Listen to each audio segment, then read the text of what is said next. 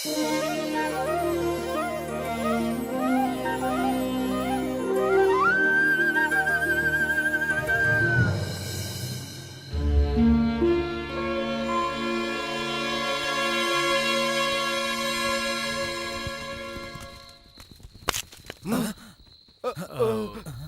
சரியான வழிதானே? ஆமாம், சரியான வழிதான்.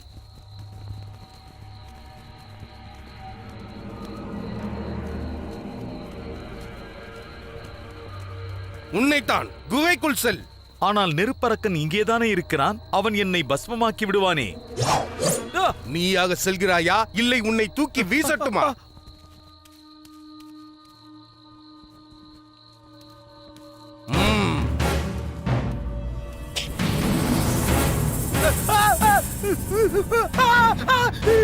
எனது உறக்கத்தை கலைக்க முயற்சி செய்தவர்களே, உங்களை நிரந்தரமாக உறங்க வைத்து விடுவேன்.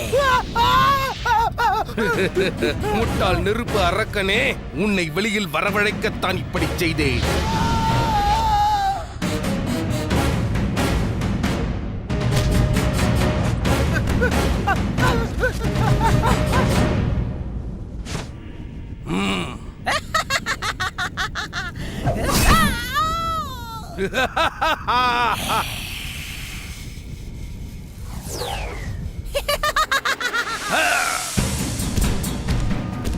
நீ நரகத்தில் எரியதான் போகிறாய்.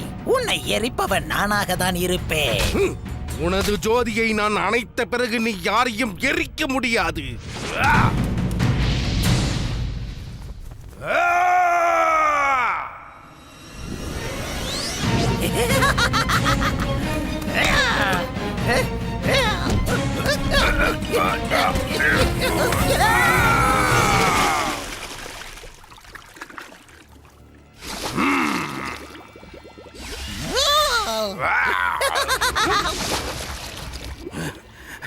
இந்த முறை நீ தோற்றுவிட்டாய் அரக்கனே.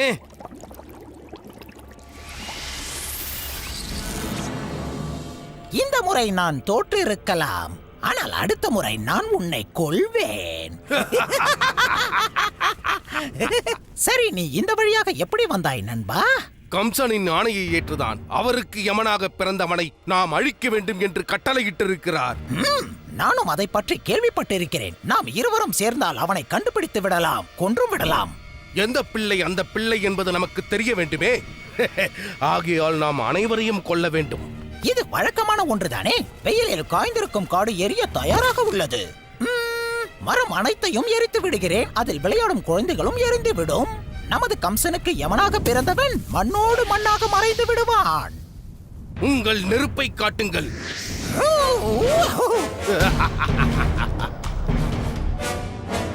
முஞ்சாவனம் செல்வோம்.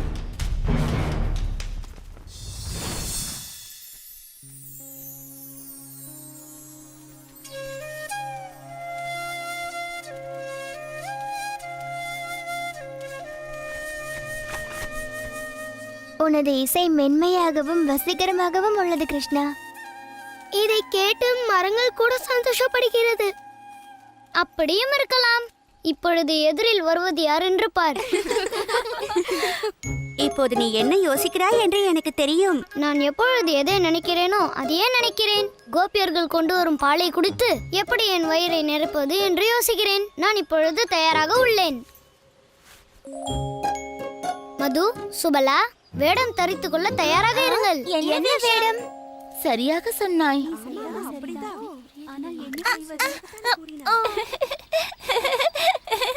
இப்படி வைத்துக் கொண்டால் அந்த பானை விழுந்துவிடும். விஷாக்கா, பார்த்தாயா ராதா எவ்வளவு அழகாக பானையை பிடித்து வருகிறாள். ராதா தான் பிருந்தாவனத்தின் ராணி ஆயிற்றே. அவள் எல்லாம் சரியாகத்தான் செய்வாள். நாம் வேகமாக சென்று அவர்களோடு இணைய வேண்டும். இல்லை, நில். இந்த பானையில் என்ன மறைத்து வைத்திருக்கிறாய்? சொல். நேற்று நீங்கள் தடுத்த போது என்ன வைத்திருந்தோமோ அதைத்தான் இன்றும் வைத்துள்ளோம். நேற்று முன்தினமும் அதற்கு முன்தினமும் கூட. ஆஹா, நீங்கள் பொக்கிஷத்தை இதில் மறைத்துள்ளீர்கள். இது பொக்கிஷம் இல்லை, வெறும் வெண்ணெய் தான். வெண்ணெயா? ஓ, அப்படி என்றால் என் வயிற்றுக்கு இல்லை, மகாராஜாவுக்கு வரி கொடுக்க வேண்டும். நாங்கள் 100 முறை கூறிவிட்டோம், நாங்கள் வரி கொடுப்பதாக இல்லை. பொய்யான ஆடைகளையும் மீறி நீங்கள் யார் என்று கண்டு கொண்டோம். எங்களுக்கு நன்றாகவே தெரியும். தெரிந்தது போல் தெரியவில்லையே. நான் அரசனின் முக்கிய தூதுவனாவேன். என்னுடைய பங்கு கிடைக்கவில்லை என்றால், அதாவது அரசரின் பங்கு கிடைக்கவில்லை, உங்களுக்கு தண்டனை கிடைக்கும். ஆ, அப்படியா எங்கள் ராஜாவின் தூதரே? நாங்கள் எங்கள் வரியை ராணியிடமே செலுத்திவிட்டோம் என்று கூறிவிடுங்கள்.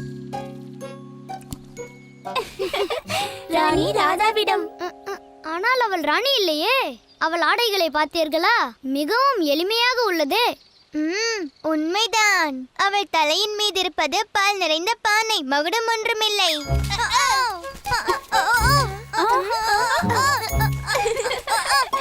உன் தலையில் இருப்பது குரங்கு அல்லவா? அவன் குரங்குகளின் அரசனாவான்.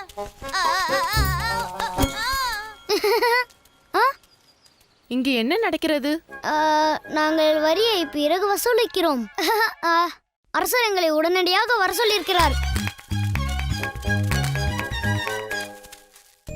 உங்களிடம் மீண்டும் வரியை வசூலிக்க முயற்சி செய்தானா? இவன் நிச்சயமாக தன் விளையாட்டை நிறுத்தப் போவதில்லை. வரி வசூலிக்க வருகிறேன் என்றால் யாராவது நம்புவார்களா?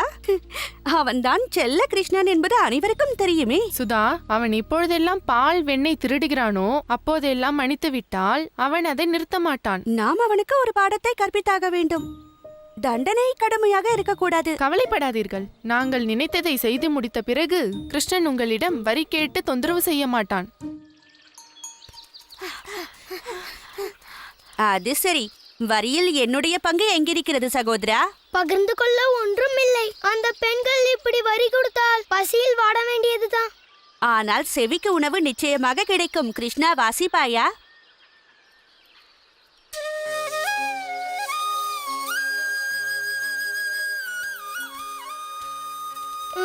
உன் புல்லாங்குழல் ஓசை என் செவியில் எட்டுதையில் எனது வயிறானது கிட்டத்தட்ட வெண்ணெய் உண்டது போல் இருக்கிறது. கிருஷ்ணனின் அற்புதமான இசை உணவை விட நமக்கு அதிக சக்தி தருகிறது.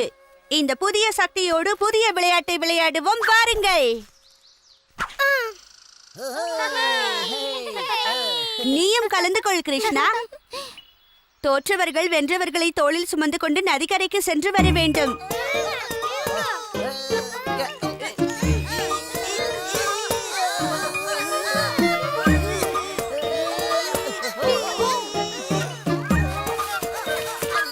நீங்கள் அனைவரும் நீந்தத்தான் போகிறீர்கள். முதலில் நீங்கள் தான். நில்லுங்கள். அந்த பாலகர்கள் தான். நெருப்பரக்கனே, வெளியே வா. நமக்கு வேலை வந்து விட்டது. அதோ இருக்கிறான் நமது எஜமானனின் யமன். என் மனம் சந்தோஷத்தில் மூழ்குகிறது. என் அக்னியால் அவன் தோலை ருசிப்பதை நான் அனுபவிக்க வேண்டும். நில். இப்போது நீ அவர்களை நெருங்கினால் அவர்கள் ஓடிவிடலாம். நான் அவர்களை அடர்ந்த காட்டிற்குள் அழைத்துச் செல்கிறேன். தக்க சமயத்திற்கு காத்திருந்து நீ காட்டு மரங்களுக்கு தீ வைத்து விடு நெருப்பரக்கனே. அந்த நேரத்தில் அங்கிருந்து யாராலும் உயிரோடு வெளிவர முடியாது. நெருப்பை அற்புதமாக கக்கும் அளவு யோசனை சொல்லி இருக்கிறாய். காட்டுக்குள் அனைவரும் வேகமாக செல்லுங்கள். அந்த குழந்தைகளோடு நான் சற்று நேரம் விளையாடுகிறேன்.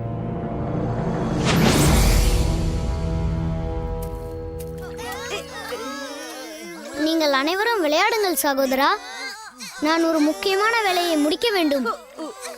அப்படி என்ன முக்கியமானது? வரியை வசூலிக்க வேண்டும்.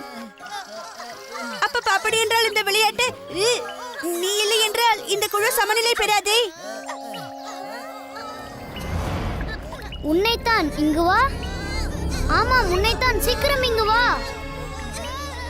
உனது பெயர் என்ன? பிரகாஷ். சரி பிரகோஷ், எங்களுக்கு விளையாட்டில் உதவி தேவை. எங்களோடு நீ விளையாடுவாயா? ஆனால் வெற்றி பெற்றோருக்கு வெண்ணையும் பாலும் தயாராக இருக்கும்.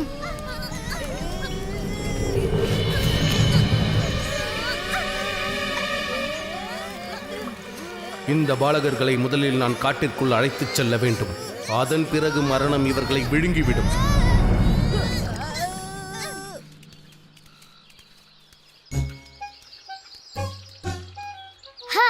இவர் அவர்கள் தனியாகத்தான் செல்கிறார்கள். வயிற்றில் இடம் இருக்கிறதா தாதி? ஏனென்றால் இன்று அவர்கள் அதிகமான வரியை செலுத்தப் போகிறார்கள்.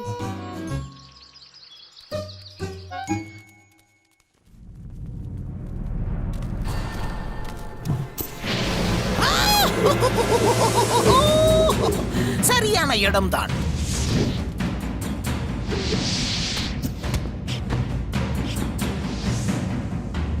ஆவ்!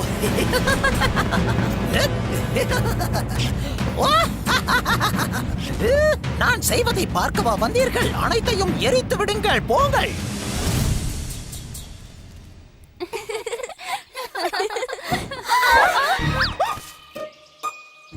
சென்ற முறை தப்பித்து விட்டீர்கள். அவ்வளவு எளிமையாக இந்த முறை தப்ப மாட்டீர்கள். ஒன்று நீங்கள் உங்களுடைய வரியை செலுத்துங்கள், இல்லையே இந்த தூதுவனின் தண்டனைக்கு நீங்கள் ஆளாவீர்கள்.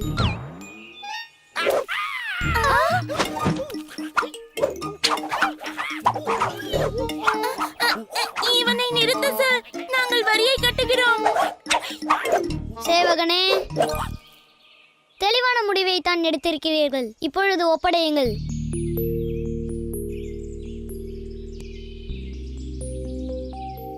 பிருந்தாவனத்தின் அரசன் சந்தோஷப்படுவான் மிகவும். சேவகனே, நாம் இப்பொழுது என்ன செய்ய வேண்டும் என்றால்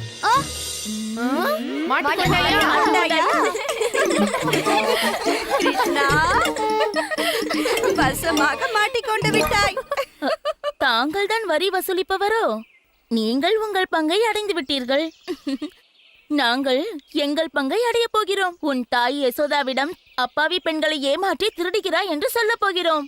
மாடு மேய்ப்பதை விட்டுவிட்டு தன்னுடைய செல்ல மகனான கிருஷ்ணன் அரசனுடைய சிறப்பான தூதனாக இருந்து வரி வசூலிக்கிறான் என்றால் எப்படி இருக்கும்? வேண்டாம், என் தாயிடம் சொல்லாதீர்கள். அவர்கள் மிகவும் கோபமடைவார்கள். அதுதானே எங்களுக்கும் வேண்டும். தயவு செய்து என்னை போக விடுங்கள். மறுபடியும் வரி வசூலிப்பவன் போல் ஆடை அணிந்து வரமாட்டேன். நீ வரமாட்டாய். வெண்ணையும் பாலையும் எடுத்துக்கொண்டு போகும்போது எப்படி ஆடை அணிய வேண்டும் என்று நாங்கள் கற்றுத் தருகிறோம். என்ன சந்திரிகா? ஆமாம், நிச்சயமாக.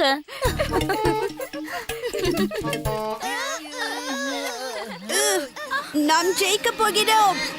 இன்னும் கொஞ்சம் இழுங்கள். நாம் ஜெயித்து விட்டோம். நாம் தான் ஜெயித்து விட்டோம். வந்து எங்களை சுமந்து கொண்டு நதிக்கரைக்கு செல். என்ன அங்கே நின்று என்னை முறைத்து பார்க்கிறாய்? சீக்கிரமாக என்னை நதிக்கு தூக்கிச் செல். என் முதுகில் ஏறக்கூடிய தகுதி ஒருவருக்கு மட்டும்தான் உள்ளது, அதுதான் பலராமன். நான் உன்னை சுமந்து செல்வேன், ஆனால் நதிக்கரைக்கல்ல. இன்னும் வேகமாக வேகமாக செல். ஏன் இப்படி மெதுவாக செல்கிறாய்?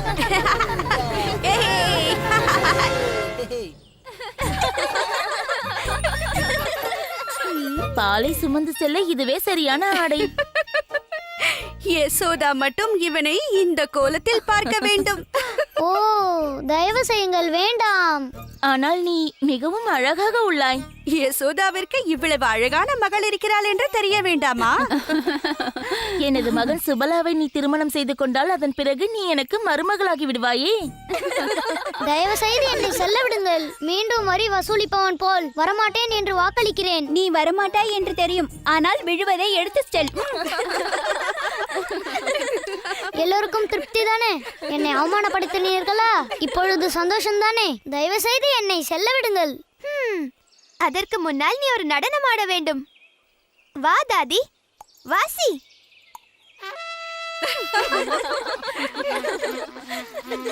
ஆடு கிருஷ்ணா, ஆடு. வா கிருஷ்ணா, ஆடு.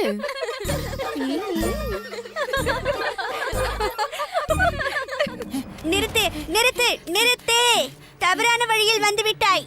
இல்லை பலராமா, எங்கு வந்திருக்கிறேன் என்று தெரிந்துதான் வந்திருக்கிறேன். ரகுஷ், நீ இப்போது என்ன செய்கிறாய்?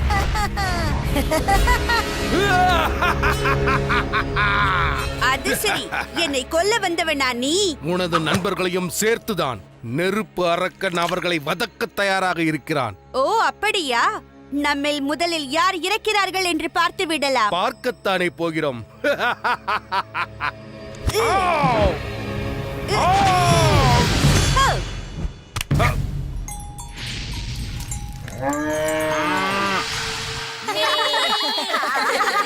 நில்லுங்கள். அதை கேட்டீர்களா?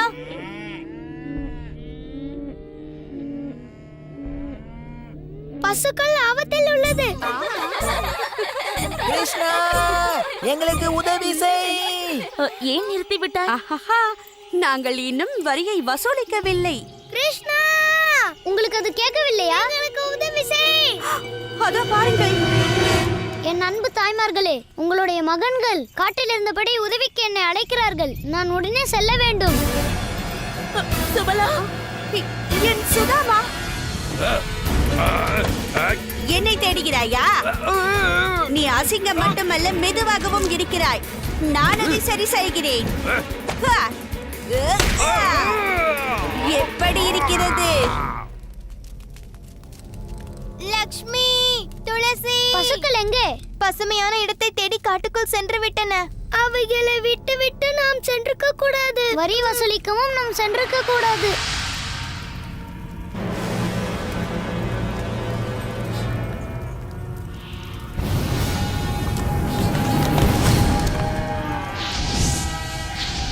நெருப்பின் நடுவே மாட்டிக்கொண்டன. அது பயந்து போய் இருக்கிறது. நான் அவைகளை அழைக்கிறேன்.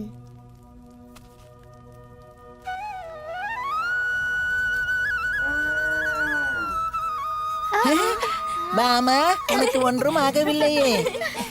என் செல்ல துளசி, நீ நன்றாக இருக்கிறாயா சுந்தரி?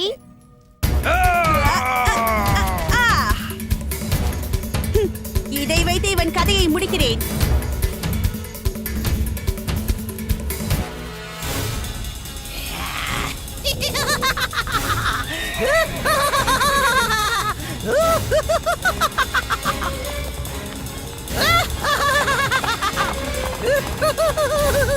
இந்த நெருப்பு நம்மை சூழ்ந்து விட்டது. ஆனால் கொதிக்கிறதே. இன்று தப்பிக்க வழி இல்லை.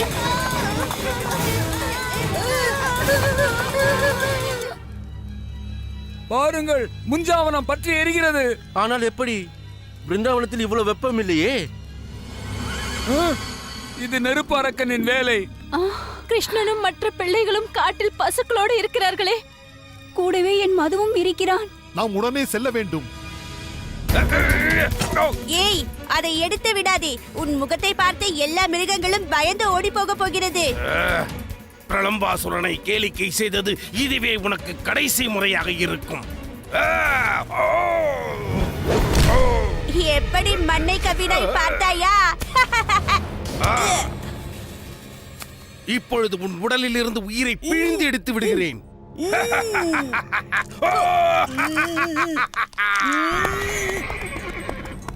பிரலம்பசூரன் இந்நேரம் உன் சகோதரனை கொன்றிருப்பான். உங்களை நான் இந்த நெருப்புக்கு இரையாக்கி கம்ச மகாராஜாவிற்கு நிம்மதி அளிக்கப் போகிறேன். கிருஷ்ணா, எங்களை காப்பாற்று. நீ பயப்படாதே. நான் உங்களோடு இருக்கும் வரை உங்களுக்கு எந்த ஆபத்தும் வராது. இப்பொழுது நீங்கள் அனைவரும் இந்த புல்லில் படுத்துக்கொண்டு கண்களை மூடிக்கொள்ளுங்கள். குளிர்ந்த காற்று உங்கள் மீது வீசுவது போல் நினைத்துக் கொள்ளுங்கள். என்னாயிற்று பாலகா? நீ மண்ணோடு மண்ணாவதை உன் நண்பர்கள் பார்க்க வேண்டாம் என்பதற்காக இப்படி செய்திருக்கிறாயா? ஓ, அதை பற்றி நான் யோசிக்கவே இல்லை. நான் உனக்கு அளிக்கும் தண்டனையை அவர்கள் பார்க்க வேண்டாம் என்று அப்படி செய்தேன்.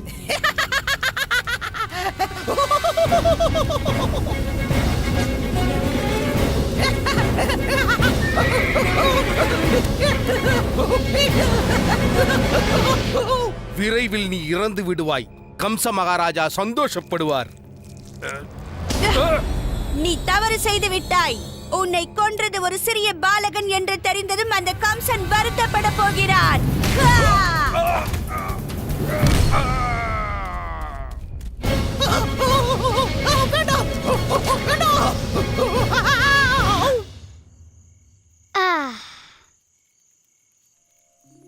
அனைவரும் எழுந்திருங்கள். அந்த நெருப்பு அணைந்து விட்டது.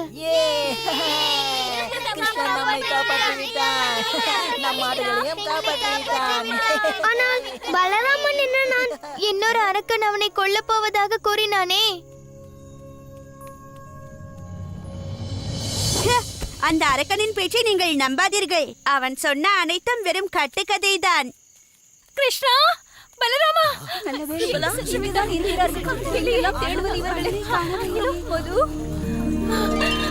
கிருஷ்ணா, பலராமா, நல்ல வேளை உங்களுக்கு ஒன்றும் ஆகவில்லை. எங்களுக்கு ஒன்றும் ஆகவில்லை தாயே. எனக்கு என்ன ஆபத்து வரும்? என்னை பாதுகாக்கத்தான் என் நண்பர்களும் என் அண்ணனும் இருக்கிறார்களே. உண்மைதான், நான் அந்த பிரளம்பாசுரனை ஒரே அடியில் கொன்றுவிட்டேன். கிருஷ்ணன் அந்த நெருப்பு அரக்கனை கொன்றுவிட்டான். எப்படி என்னுடைய மைந்தர்கள் இந்த கொடூரமான அரக்கர்களை கொன்றார்கள்? எங்களை கேட்காதீர்கள், நாங்கள் கண்களை மூடிக்கொண்டிருந்தோம். ஆமா, கிருஷ்ணன் தான் எங்களை அப்படி செய்ய சொன்னான். என் செல்ல கண்ணா, நீ செய்த தவறுக்கு நாங்கள் உன்னை தண்டித்தது மிகவும் தவறு. எங்களை நீ மன்னித்து விடுவாயா? எங்கள் குழந்தைகளை நீங்கள் இருவரும் மரணத்திலிருந்து காப்பாற்ற இருக்கிறீர்கள். நாங்கள் அனைவரும் உனக்கு கடன் பட்டிருக்கிறோம். நீங்கள் சாதாரண வரி வசூலிப்பவர்கள் என்று நினைத்தோம். ஆனால் நீங்கள் பிருந்தாவனத்தின் நாயகர்கள் ஆகிவிட்டீர்களே. உனக்கு பட்ட நன்றி கடனை நாங்கள் எப்படி திருப்பி கொடுப்பது? ஓ, உன்னை விட சிறந்த நண்பன் யாருக்கும் கிடைக்க மாட்டார்கள்.